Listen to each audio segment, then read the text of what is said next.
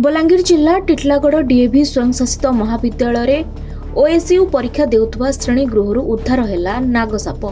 सूचना अनुसार परीक्षा देउथुवा बेले छात्र छात्री माने हठात किछि शब्द हेबारु अध्यापिकांक सहित चमकी पड़िथिले। परे देखले जे बहीपत्र थिबा स्थान रे गोटे नागसाप रहिछि। साप को देखि छात्र छात्री माने भयभीत होई जायथिले। परे सांगे सांगे साप धराली कान्हू प्रधान को फोन जोगे जोगाजोग करथिले। सांगे सांगे कान्हू प्रधान आसी एक 5 फुट लंब गोखर नाग को उद्धार करी पाखरे थिबा सुरक्षित जंगल मध्य छाड़ी देथिले। मुई गाँव रे थिली आ डीएवी कॉलेज रे ताकर परीक्षा चलथिला ओएससी रो परीक्षा। तो से माने मते फोन कले गुटे साप गुटे बाहरी से आरो तमे तुरंत आस बेले। तो मुई जेते बेले गली देखली जे गुटे गुटे कार्टून रो भितरे नाग सापटे थिला। आर मुई ताके से भितरु कार्टून भितरु बहुत मुश्किल लागला। माने बहुत सारा बही माने थिला छुआ माने जन पढ़सन।